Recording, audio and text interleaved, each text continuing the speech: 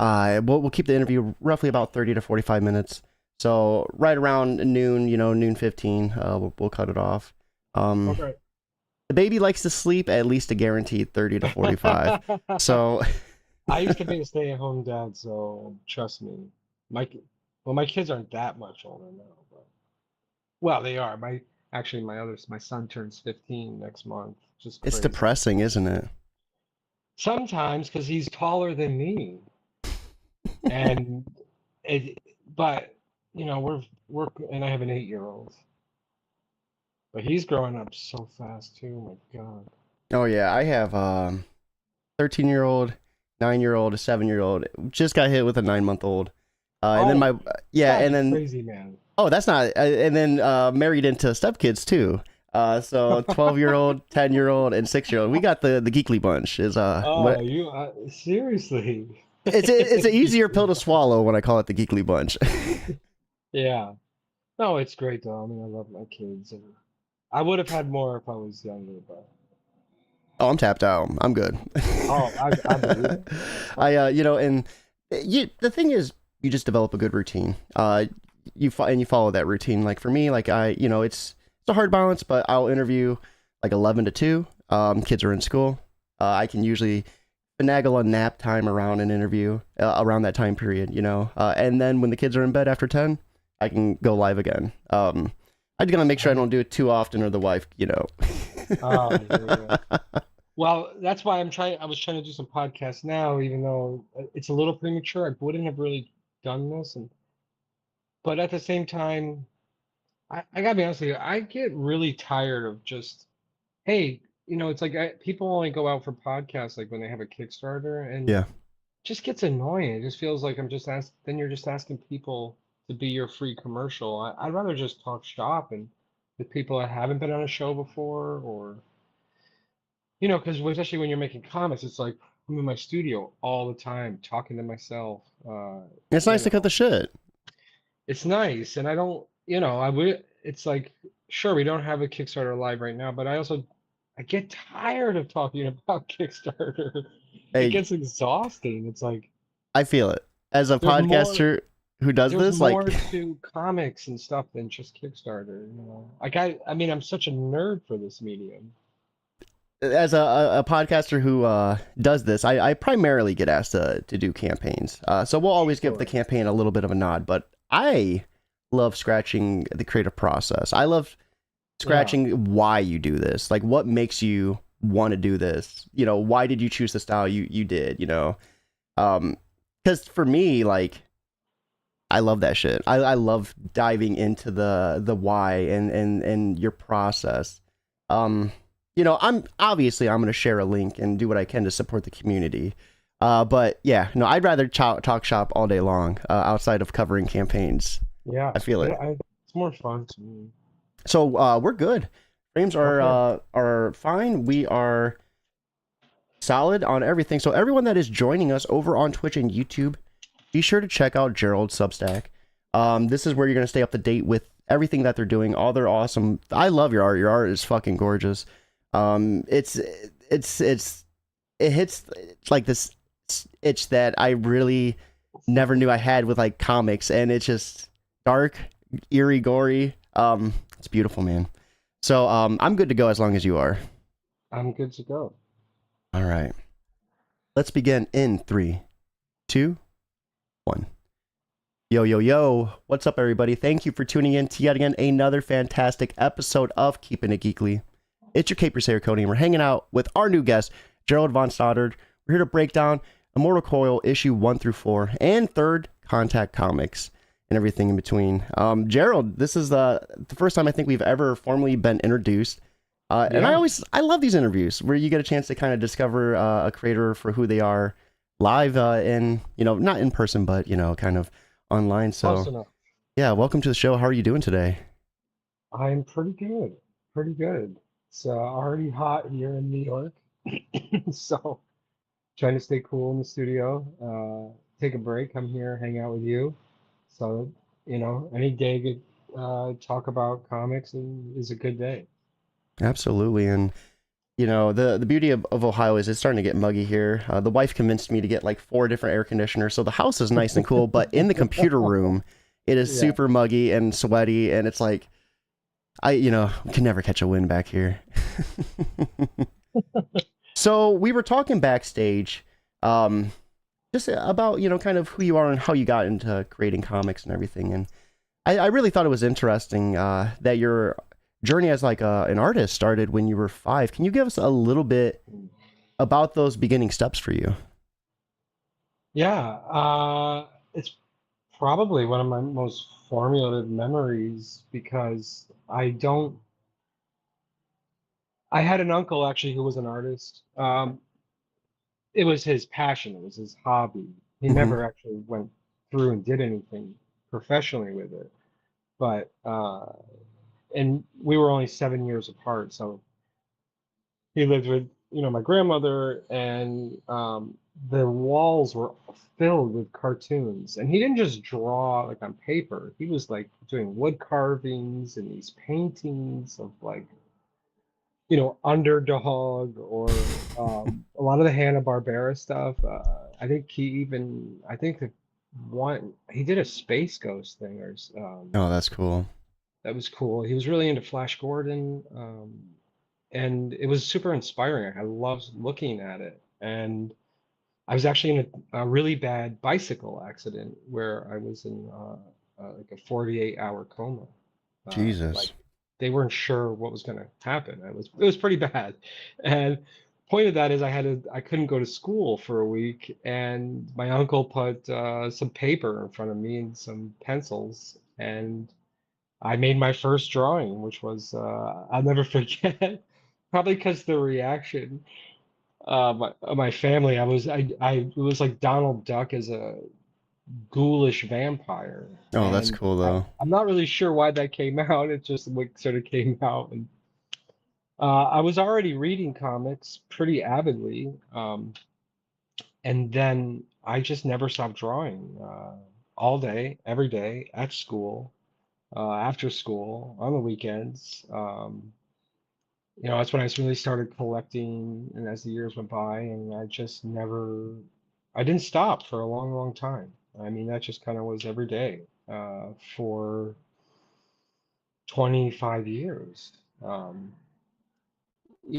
and I always knew from a young age that that was what I wanted to do with my life. It wasn't like, some kids maybe it takes them a while to figure it out, or they go to college and try to do this and that. But no, you know, uh, I was writing letters to Marvel Comics at like 8 years old.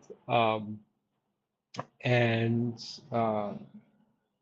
yeah, it was always just felt like the path. And then, I mean, there were a couple periods in my life where there were big gaps. I moved into just fine art painting, some graphic design. Um, I had my first kid, uh, Yeah, that puts a so break that puts a break on things, right? it did. And I tried putting out my own comic around then, and it was kind of a bomb. I didn't draw it though. I kind of moved a lot into writing at a period of my life, and wasn't really sure. I went through a big journey with my art over time. Like when I talk about that period from like when I was single digits into my 20s, I was drawing very much the Marvel way, because that Yeah. was that was the goal, right? That was the goal then. I'm not old, but I'm a little older than some. So this was a time when, you know, um, that was kind of that career path was a difficult one. It was a Yeah. hard one. I mean, it was you really had to like sort of meet people. I did have when I was about 16. My mom is a hairdresser. She was cutting this woman's hair, and this woman, unbeknownst to me, was the girlfriend of Terry Austin, Oh, and wow. who was inker Marvel at the time, and inking John Byrne, and you know everybody. I mean, Terry was inking everyone. Um, And I'm just drawing at my desk in my bedroom in upstate New York on a farm in the middle of nowhere, and just Terry Austin comes into my bedroom, No and fucking way. and I'm just, I mean, seriously, in the middle of nowhere. I mean, not too far from New York City, but still in the middle of nowhere. And I remember just being like, what, what's happening right now? Yeah. Like, what, and he stayed for dinner. We talked comics. He was so supportive. That's so cool. He gave me some tips because I wasn't inking or anything then. I just penciled. I didn't Hmm. really know how to ink. Um, and he just was just what a supportive guy. But my art changed for a bit. It got a little trippier. I was really into 90s Vertigo comics. Yeah. I wasn't doing a lot of color at the time. Fine art painting allowed me to do some stuff that I didn't think you could do in comics. I'm also severely colorblind, and Really? oh yes, like pretty bad. Um, and so that made it very difficult. And fine art painting kind of gave me the freedom to just do whatever I wanted. And and I would say that like 90s Vertigo comics kind of made me feel like what you could do that in comics, not so much like say like The Preacher or anything, which was pretty um, traditional, in many aspects. But like Arkham Asylum, Hmm. um, there's a lot of stuff going on in Sandman with like paneling that I'd never seen before. Hellblazer, very loose art styles. Um, and that inspired me, but I kind of got more into painting. I came back into comics uh, r- basically when my first son was about a year old, and I was too afraid to draw actually at that point. Really? And I didn't, so I just wanted to write, and I actually had started a comic shop, Coast City Comics in Portland, Maine. Um, so I was never wanted to be too far from comics, Hmm. and but I think I went through a long, long period up until Kickstarter really started becoming like the place to go to really like be a creator, self-publisher, get off the ground, get your stuff in front of people that you normally wouldn't have the opportunity to do so. And through the support of some of my peers to really just finally start doing what I really wanted to do. And Hmm. that's how Immortal Coil came into play. What a awesome journey. And shout out to mom, right, for setting up that meeting and Oh having that yeah. happen. I'm sure that Oh yeah. changed your whole entire path from that point forward. It did, but I was a teenager. I was going through stuff, and then shortly graduated the next year, and I was going through a huge experimental phase. I didn't know. I went to art school.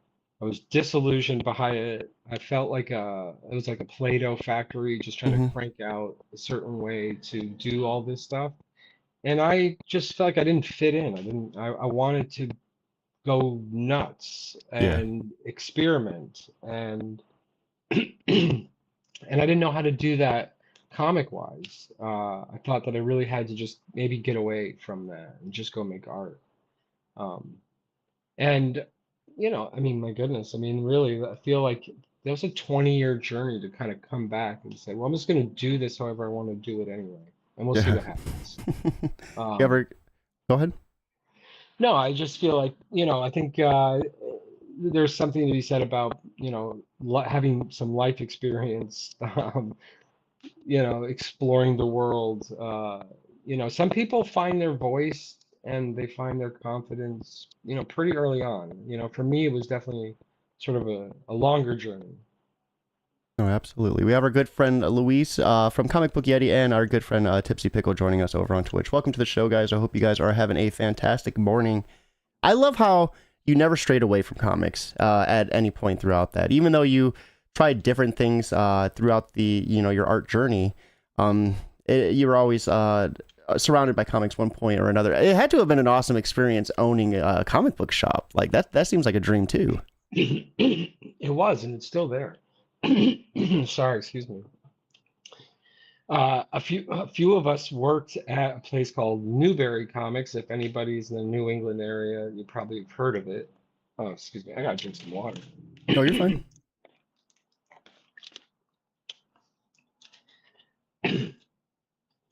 and I'd always been a collector. I mean, I had like 250,000 comics, and I had so many comics I had to have like a storage space. And then a friend of mine who worked at Newberry Comics, we used to just hop in the van and go to different shows and sell comics out of the van, sometimes get Oh, a that's so table. cool. And you know, just so we were never far, you know, so I was never far away from it. I got to hang out and, you know, meet some of my heroes and um, you know, stay in the culture, you know, still not really figuring out where my place in it was. And then after doing that for a bit, you know, I said, why don't we just open a store? Because we didn't like the options that we had. We wanted to make a place that was about the culture, about the Hmm. fun, about, you know, we were tired of going into comic shops and like the person behind the counter just didn't even care, Yeah. you know. Like when you came into Coast City Comics, like I was right there with a cup of coffee waiting for you. Like, oh my God, get in here right now. What are you into? Oh, you're gonna love Lucifer then. If you, I don't, you know, you're gonna love Chew or whatever it was. Um, and we had a blast, and we, you know, we expanded. It's still there today. You know, we started putting in pinball and That's so uh, cool. skateboards, things like that. So we were just like we were celebrating that sort of like the aspect of the comic culture that we love Hmm. and wanted to attract people that way. And it worked. You know, I think, God, how long has it been? It's been a long time. We opened that store in 2009. Um, I'm no longer the owner or anything like that. But when I get up to Maine, you know, I love to go in. So if you're ever in Portland, Maine, go to Coast City Comics, say hi, get buy skateboard, buy a comic. It makes a difference, you know, when someone is eager to help you, you know, on your reading, you know, journey within comics too. I think that speaks a lot, and does a lot for people. When they first make their first steps into a comic book store, to have someone like energetic and want to help them. So I want to dive into your journey as a creator, though. You mentioned, yeah, shout out to Uncle too. I grew up in the time and space where I was too sat either with like a book or a piece of paper and pen until, you know, there was no iPads, you know, when I was a kid. Right. Exactly. I don't even think flip phones were around. I think they just had the brick phones. Yeah. So, Yeah. when you started taking comics a bit more serious, like you were more hyper focused on this becoming your journey, how did you end up finding your voice and finding your place within comics? Well, I don't know how other artists feel. I mean, you and perception is one thing, reality is another. So, you know, you can know an artist or love an artist or appreciate a creator, but I think that most artists, not just in comics, but comics, you know, we are creating, just like um, well, our stuff may never appear in the Louvre, but for me, it's really no different. It just comes from the same space, the same need, the same desire. I'm not sure. I can't speak for everybody else, so I just speak for myself. I'm not sure I have found my voice or say my place. And I think that if I try to think about that stuff too much, you stop making art Hmm. and you start painting yourself into a corner. Like, okay, this is who I am. This is what I have to do. This is what I, you know. Sure, I think there are comic artists who have over time, over decades, honed in on uh, how they put pencil and pen to paper. Of course they have. But I mean, I'm such a huge Bill Sienkiewicz fan because with Bill especially, what he's always been such a huge inspiration to me, not just as a comic artist, but just as how he approaches art. And I feel it's so intuitive, and you almost never know what you're going to get. I mean, his style in some ways has become recognizable. It's like almost unavoidable, especially after New Mutants, and he was doing all those covers for New Mutants, and he moved away from his sort of Neil Adams style he was doing for Moon Knight when he was like 19 years old. I mean, who knows who they are? You don't know who you are at 19, you know, Yeah. and sort of 7 years later, you start to see like this, the, the, you know, who I can consider a master today, especially as a painter. But I think he sort of trailblazed. a path into comics that resonates with me, that really Hmm. resonates with me. Like, you can make art, you can go into it more stream of consciousness and just develop certain skills over time. So what my voice and place in it, that's a work in progress, man. I'm not sure yet. Hey, work in progress is, I think, one of the best things you can strive for, right? You never feel complacent where you're at, never feel like you're on top of the Oh yeah. hill. Oh Always stay no. climbing, yeah. Oh, Um, 100%. I don't, I feel like every time I look at something I've done, like, I go into the next one, I'm like, I can do better. I mhm. know I can do better. And I constantly have, sometimes it's not probably as psychologically healthy, but it's very much like a driving force, like in me. Like, I'm not there yet, but I'm going to keep going. I'm going to keep trying. I love that. So tell us a little bit about your process when you get ready to lay down a panel or work on a cover. How does that look for you? Um, Inspiration. I mean, well, covers and panels a little different, I mean, I do some interiors, probably more traditionally than others. I just did, a very short story in an anthology for Travis Gibb, and I experimented a lot more loosely than I normally would. Like with Immortal Coil, I feel I started something that I have to see to the end. But um, I try to go into a next project, and like, okay, no one's ever seen this before, so let's try something different. And if not all the art, just in a different way. Like, um, so interiors, it's a lot more grueling for me. I don't know, maybe it's so much easier for some people. For me, interiors are so grueling, time consuming, because there's Yeah. a lot more structuring and planning. This is where the real storytelling is happening. And you're coming off a script, and you for me, I mean, I have to read a script until I don't have to look at it anymore. I know what the story is in the page. I know what it's trying to say.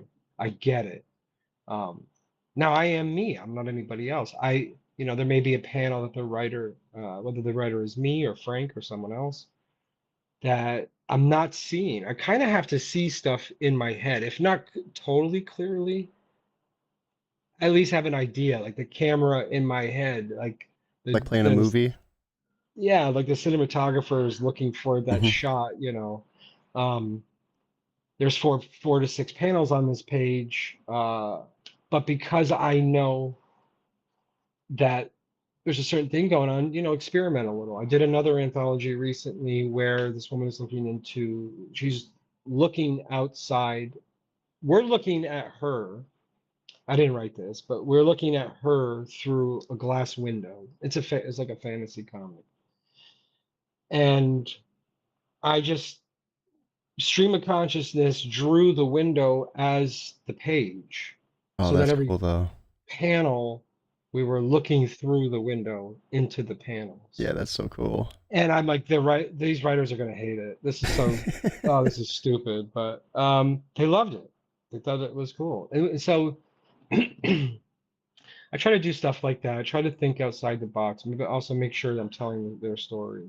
That what they, you know, uh, writers are creators too, and there is definitely a collaboration and a marriage that's happening, even though comics are very much a visual medium. Yeah. Cover is a little different. Covers, I feel like that's total um, stream of consciousness, sketching out some layers. I try to think of covers and layers. What's this layer? What's that layer? What's this layer? I used to draw covers very flat, almost like one dimension, because coming from some of the art that I was doing in fine art and painting, it was a little bit like that. I was doing a lot of texture stuff, but over time, I try to look at covers as like a painting. This is a piece of art, and there should be levels to it that stick out to us. Um, so my first, well, this is my own book, but I'll just start doing, like a sketch. So while I'm watching Superman and Lois, I'm just sort of sketching down, this is the main character, Angus, Hmm. trying to get a feel, where's the shadow going to be, where I don't always want to do too much line work, because I don't know if I'm going to paint it. I don't know exactly how it's going to be finalized. I use a colorist. His name is Michael Woods. We've done like over 20 covers together now, I think. Um, and which is cool because I know how Michael colors. So you start to sometimes do art that I know he will really color the hell out of, Yeah, yeah, you know, and we've built that sort of rapport. So it really depends. If I'm going to paint it, I might just, I won't even ink that. I'll leave it at that. So at least I just know the important parts where shadow should be, and just start dipping the quill and seeing what happens, Listen, I said you can. I think what covers like sometimes you have a plan and then the plan gets shot down real fast, um, and then just go with the flow, see where it goes, see where it takes me. I just did a cover for a guy named Bruno, and I just I saw don't. that. It's gorgeous. Yeah. Yeah, I mean, I think Michael makes it gorgeous. I don't not. That was definitely a layers thing, drawing spaceships, which I Hmm. don't do. That's not like a big thing of mine. So that was fun. The story's interesting. I like to talk to the writer about, what's your mood? What's the vibe? What are you going for? I don't want to just know the character references. Like, I want to know what's happening. Yeah. So, like, why this? Why that? Because when I think that comic art just can't just be like, a monkey pushing buttons or whatever. They're, trying to tap into the mood Hmm. is very important for me, like always, because some of the art may come out accidentally or subconsciously, but I go into it knowing the intention of the story, and I think that is really, and for a cover, I think that's just as important as the Oh yeah. interiors, because it's the first thing people will see. Hmm. So I don't want to make a cover that just totally misses the mark on what the writer or creator is going for here in the story, you know. Um, so like that one for the Space Odyssey, the Odyssey, is that it takes a lot of Greek mythology, Greek lore, and Odysseus and Helena Troy, but it's in space, and it has, so I do, and I kind of go look. I'm looking at old Battlestar Galactica stuff. Hmm. Some things I liked as a kid, like how can I just to get motivated, get inspired, see if I see anything that like greases the wheels. Yeah. So let's dive into Immortal Coil. I love the concept of it. The series looks absolutely gorgeous. We're gonna pull up an old campaign to kind of get a look at some of those preview pages. But give us a little bit about this series and kind of the concept of what it's all about. It's like the bane of my existence. No, it's because I mean, the simplest form, which doesn't give the story justice, is that it's basically was my modern take on Ragnarok, with elements of Eldritch horror. So where the two worlds collide, and it's a 5-issue series.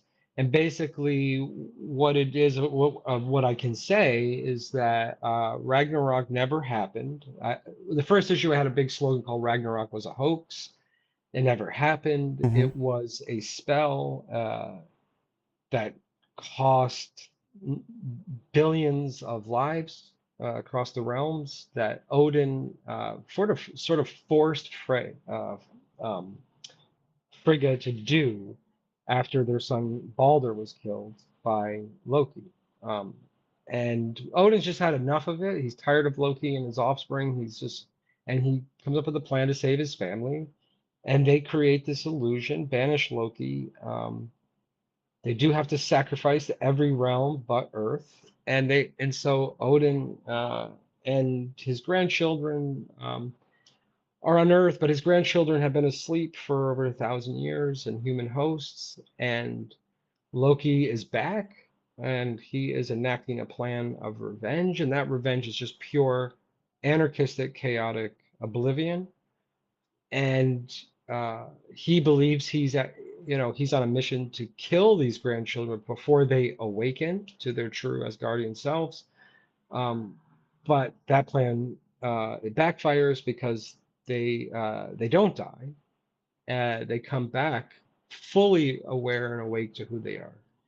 But he has unleashed the faceless god, the offspring of Azazoth, and they share the same plan for oblivion. But yeah, it's not going the way everybody wants it to go.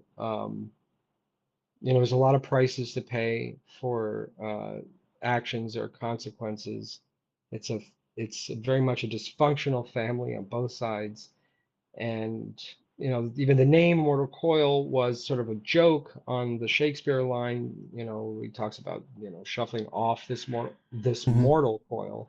If you were immortal, that you would have to live eternity with the weight of your um, choices, Yeah. the consequences, and how we as humans just are powerless in the face of it. These interiors are absolutely breathtaking. I love just how insane it is. I love it's there's so much for the eagle eye reader to just take in and soak with every page, and these panel layouts are just phenomenal. Yeah, I mean, some of them are fairly traditional, like when you're in this, this is a city environment, so don't it, but it's going to get weirder because the lines between reality are cracking, especially in this issue. This is the third issue that you're showing. I'm just wrapping up all the sketch covers and everything. Those are all, some have already gone out into the mail. The rest are going out this week. So everybody will get a chance to finally see the full issue. Um, the digital has been out to backers, so a lot of people have gotten a chance to check it out. Um, but some of those first two pages are kind of, what I really like to do. Just kind of, I don't know, have fun, Yeah. uh, experiment a little bit. I don't know. When I come into a page like this, I didn't know. I knew the basic idea of what was going to happen. And Frank Martin, who's my writing creative partner, helping sort of develop a lot of the narrative structure, you know, gives me uh I don't know what the word is for it. The blueprint. Yeah. What's happening, what's the story, and then just letting but he'll make a note and say, I know you'll just go nuts with it. And that's kind of so we I get I know what's happening in the story, what's supposed to happen. He's having this is like so the guy the bald guy in the middle is the third grandchild. And like I guess technically that first panel up there with Odin and Loki, that's actually taken from the first issue. So we see that he is reliving some of the panels we've seen from the first issue already. Yeah, Um, this is mesmerizing. Did you work with a colorist for the series, or did you do the oh colors? yes. Okay. Oh no no no. For this series especially, no no. I have a very different style when I color. And this guy Guilherme Lindenberg, he's been in the colors for Immortal Coil since we started. This is just gorgeous. So, how did you describe some of these scenes, like this in particular, when you were telling him like what you would like for the colorist? Like, how did you describe this panel? This is awesome. I love this. I don't give much notes. I kind of Guilherme and I've worked together uh, more than a couple years, so if I have notes, they come after. I If gotcha. something just is kind of feeling a little bit off or missing for me, or some of the art kind of got buried. But otherwise, I just give him notes on what their skin might look like, Hmm. um, what they're wearing, If especially if it harkens back to another issue, so there's just make sure there's continuity, so the characters all kind of have their own color scheme, but then just I don't like that page right there where he's meditating. I mean, I didn't give him any notes besides what his skin was supposed to look like. That was the only note I gave him. That's cool. That is, and it just goes to show you like how much impact a colorist can have on a page. It's remarkable.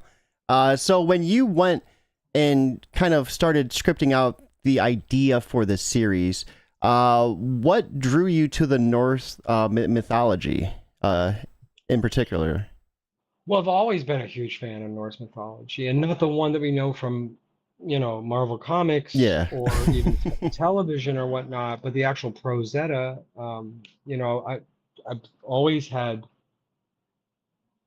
some of the original prose and essays and historical documents in my library, and even my first son has, I was obsessed with, Viking culture and Viking mythology.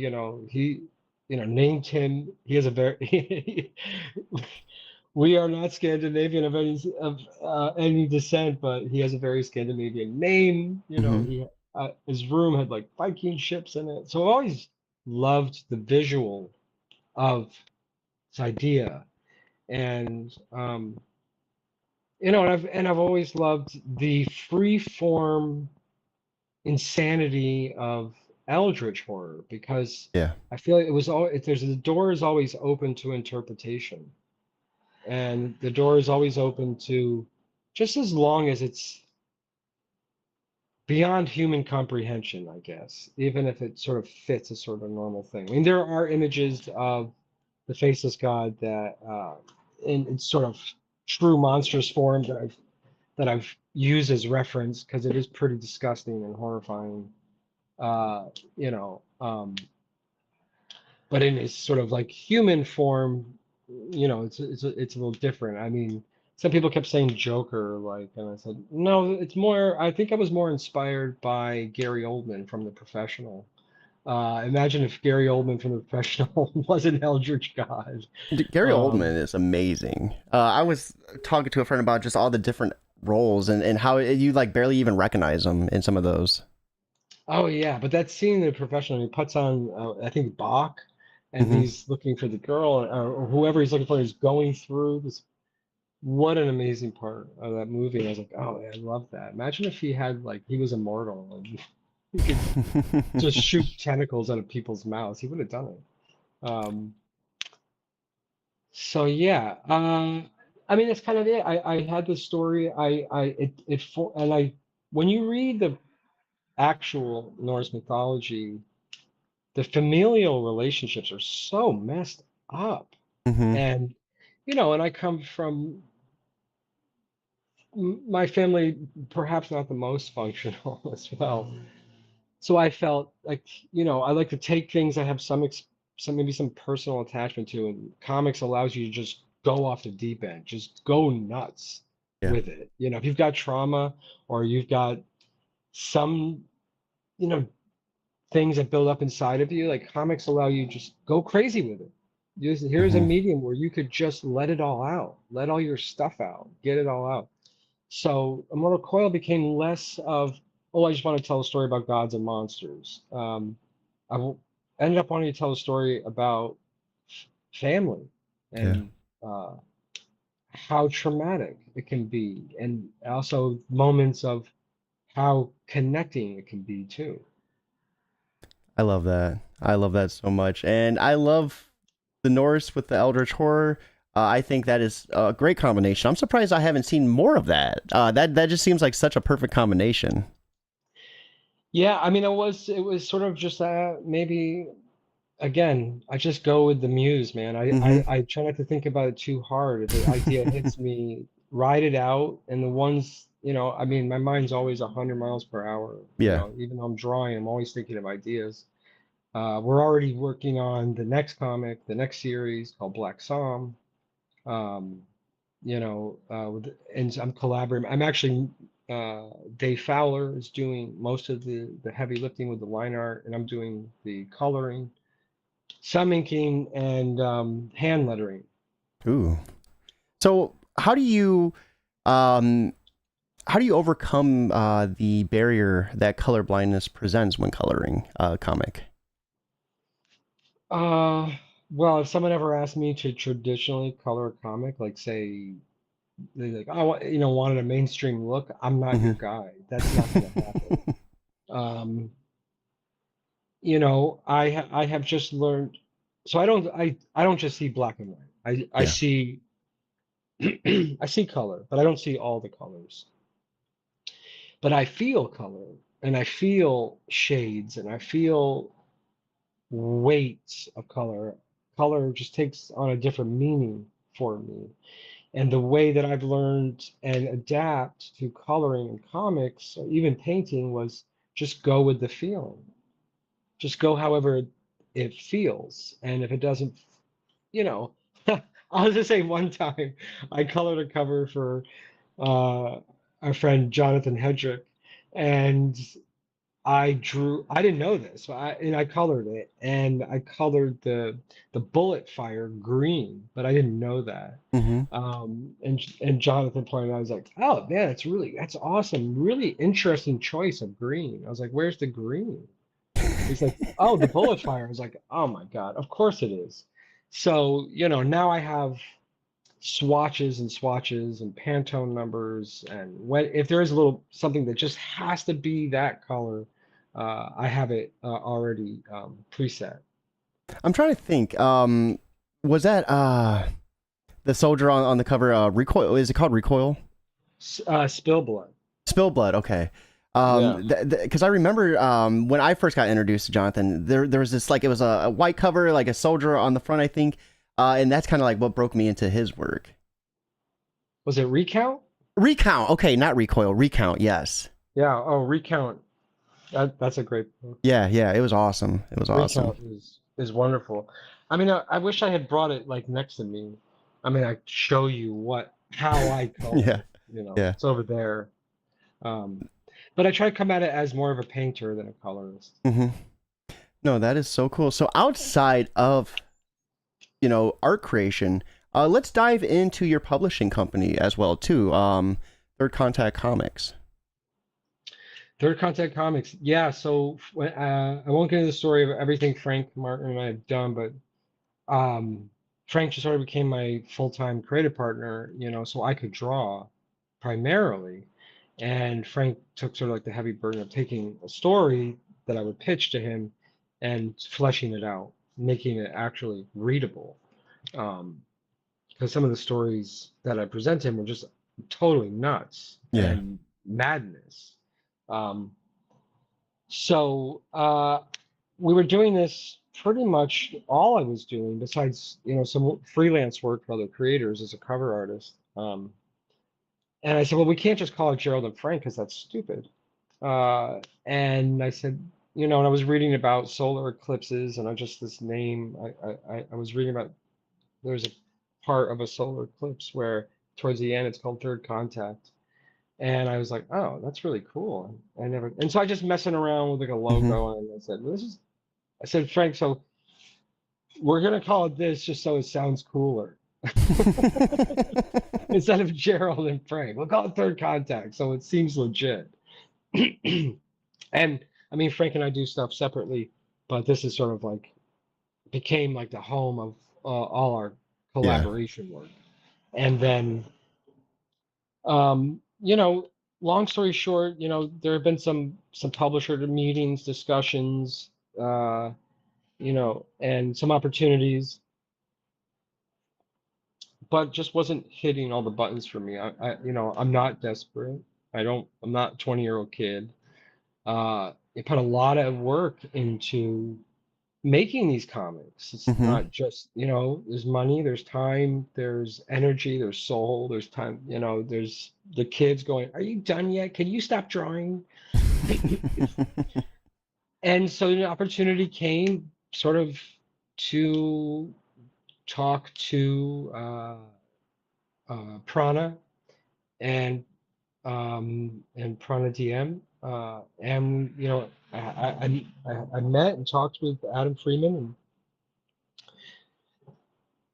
It's kind of it. We just decided, Frank and I met and said, listen, we have the opportunity to go forward as a real publishing company in the direct market, or we don't. We just keep doing it the way we've done it. There's no loss. There's no lose-lose situation. Um, there's just more risk in one way. In one way, crowdfunding and how we've been doing it was very comfortable. You kind of get to learn the system and how it works. And or there's this whole other venture where, I can't sleep, chewing my fingernails, Mm-hmm. But that's where the Um, growth is, right? That's where you guys oh, really, absolutely. yeah. So, and we were already kind of putting pause on every project, and just focus on finishing what we started. So, in pre-orders for Immortal Coil #1, the sort of reissue for the direct market, they go live later in August, and they will, I think pre-orders go all the way into late September, and then that actual issue will hit comic shops in early first Wednesday of November. That's the, Congratulations. that's the plan.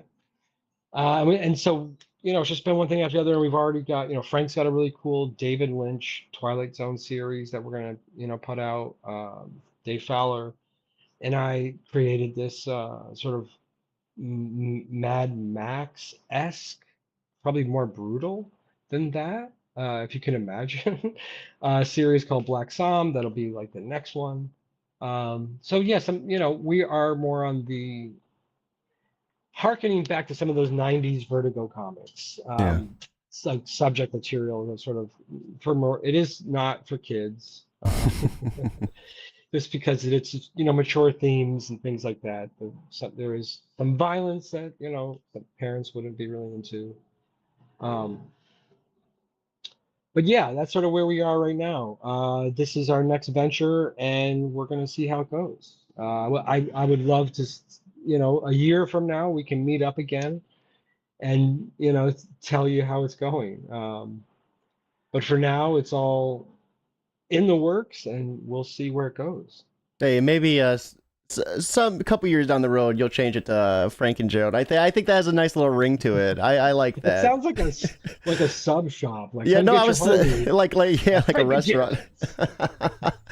You want a So comic? You want a capricola? I don't know. I know this is your first time on the show. We always love ending things with a little bit of advice and then what you're up to outside of creating.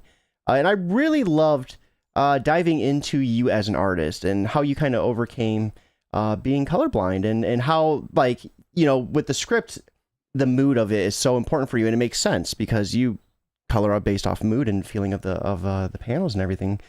So for the artist out there looking to overcome any barriers they may have, or maybe just to improve their craft, what would be your biggest piece of advice to help them?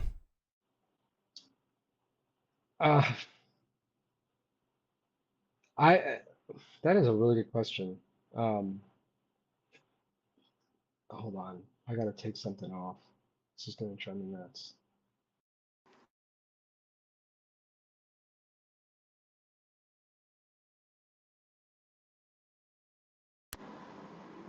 Can you hear me? Yeah, I can hear you. Oh, okay. Well, of course my headphones died. Oh Um, no. I mean, listen, I don't think comics are for everyone, and there was a time I didn't think that they were for me anymore. I mean, I think comics and any type of art, there is a place for everybody.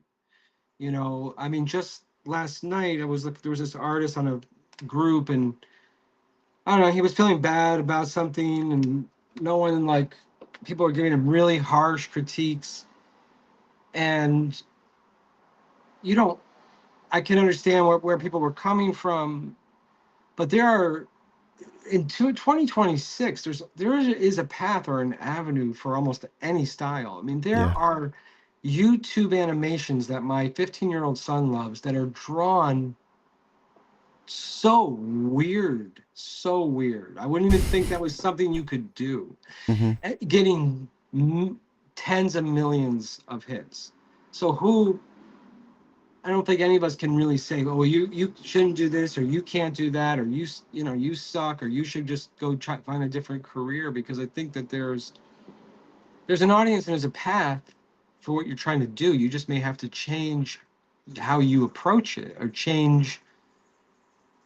I try to stay flexible. Like if, when I even coming back into comics, if it wasn't the right medium for me, it wasn't resonant, I would have just gone on to do something else. I'm not Yeah. so tied into it that I would just hate comics. This is a hard business.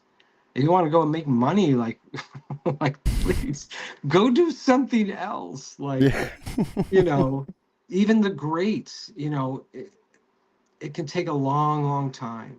And if you really have to live and breathe this stuff and love it, I would say if you are really into comics or trying to find your own way, like find an artist or a few, and whether they're penciling or inking or coloring, however they're doing something that you really feel strongly about, emulate it, Hmm. like study it.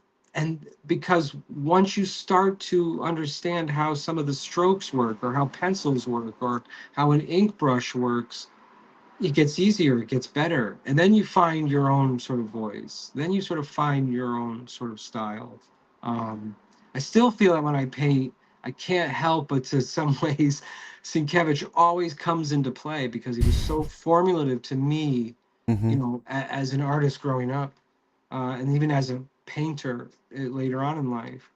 Um, but the more you do, the more you paint, the more you draw, the more you do this, you find little things that start to become bigger things that you build upon and try something new.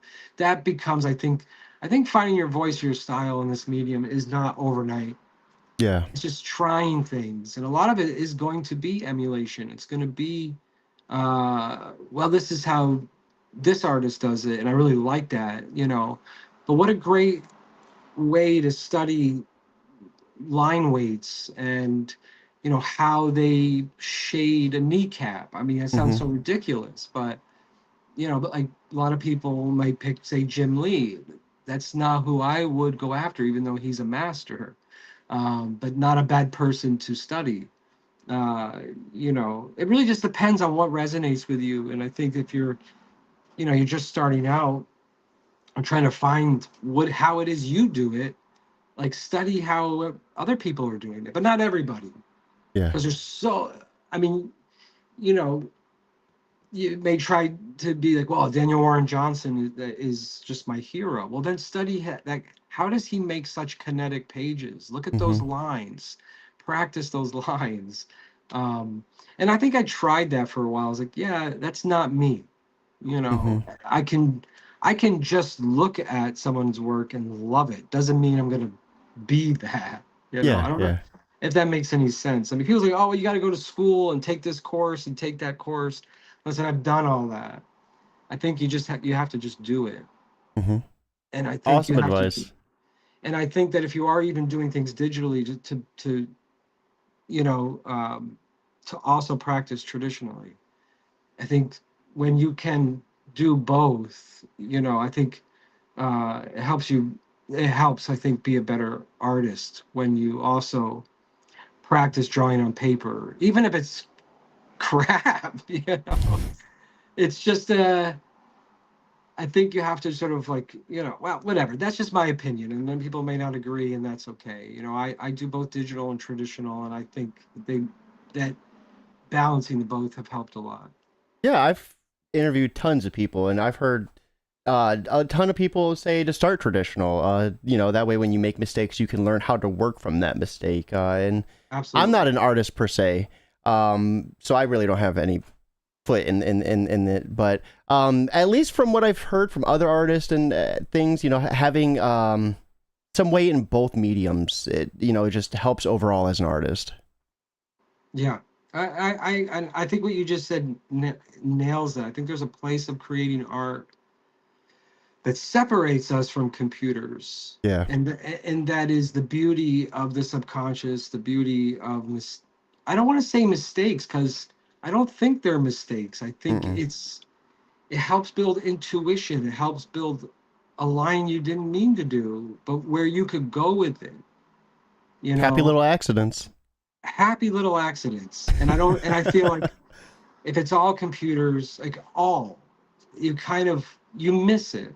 It's not about being wrong or right. I think that you miss the scariness of inking something that you can't erase.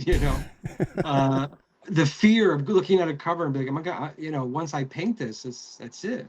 Yeah. It's all. There's no going back. Mm-hmm. And I think that fear of jumping off a cliff into the unknown is why art is so.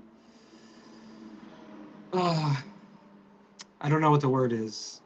Freeing. Yeah. Exciting, even though you're just sitting at a desk, a little tiny piece of paper. And some people are actually climbing like mountains in India. I'm not going to go do that. But, Hey, I'm sure they wish they could, be an artist too. That shoe goes on both feet, I feel. Awesome advice. I love that so much. Last but not least, it doesn't sound like you have a whole lot of free time, but in your free time, what shows are you watching? What movies are you checking out? What books are you reading? I don't know what book. I'm actually not reading too much right now. I actually got sucked into this show, Superman and Lois. Mm-hmm. I only put it on to be a background, and I wasn't getting any work done. I am like, I've actually had moments where I'm crying, or I'm like, what is happening to me right now? Why do I love this show so much? So I'm actually only like few episodes away from finishing. I only started last week. Oh, wow. I watched like 4 seasons in like a week. Addicted to it. It's a great show. Superman and Lois is a great show. I really love it. Movies, I was really excited to watch the new Sam Raimi film, Send Help. I think it was good. I didn't think it was great, but I thought it was good. It was good. I'm really actually excited to see the movie Obsession, the Curry Barker horror film that everybody's talking about, because I was fans of their sketch comedy show for years, and so every trailer I see for this movie Obsession just looks insane. I don't get scared by horror movies. This one looks like it might actually scare the pants off me. Some of those YouTube productions get insane, like the level of quality and just like, I'm seeing a lot more shorts where a lot of these comedians are like making like little shorts where it's like a horror aspect to it, and it's so eerie. And that's the beauty of it. Horror and comedy have like similar beats, so it's like perfect. And, there's a lot of time. I wish I could see more films. Like right now, that's what's on my radar. I've been locked up in my studio for so long. Like usually it's like TV. I'm watching the hockey playoffs. I mean, outside of comics, hockey is a huge passion of mine. Who do you root for? Okay, and this is where I'm gonna lose lots of people. New Jersey Devils. Okay. But my son is a hockey player, so we're kind of not invested, but we did get to go up to Boston and watch a playoff game with the Bruins before they got knocked out. That's so cool. So hockey, so it's either watching Superman and Lois or watching the hockey playoffs, or watching him. He has a hockey game, tomorrow night. He's in a spring league. So in my free time, I like to go watch him play hockey. That's so cool. I love that. I'm not thinking about anything else, and it's just I love to watch him play. He loves to play, so it's nice to watch, your kids do something they love to do and just break away from the world for a little bit. That's one of my favorite things to do. Yeah. Absolutely, 100%. And my 8-year-old, he's like a theater kid. He loves to sing and dance. Hockey and theater, I love it. It's like two different worlds. Oh yeah, man. But it's the same thing. They're in their worlds and they're happy and they're in the moment, and it's like it gets you outside of yourself. It's such a joy to watch. I love that. So thank you so much for swinging by. Everyone that is watching, be sure to sign up for Gerald's newsletter right here over on Substack. You can stay up to date with what they're doing, their publishing company, and when issue 4 of Immortal Coil is hitting the pre-launch on Kickstarter. So hit that link, subscribe today. It's free to do. Gerald, thank you so much. This was an awesome interview. I always love getting a chance just to kind of cut the shit and just chum it up about comics and creating comics. So thank you so much for swinging by. Oh, no, man. Thank you for having me. Great to hang out with you. Absolutely. Everyone, I hope you all have a fantastic Tuesday. But most importantly, guys, keep it geekly.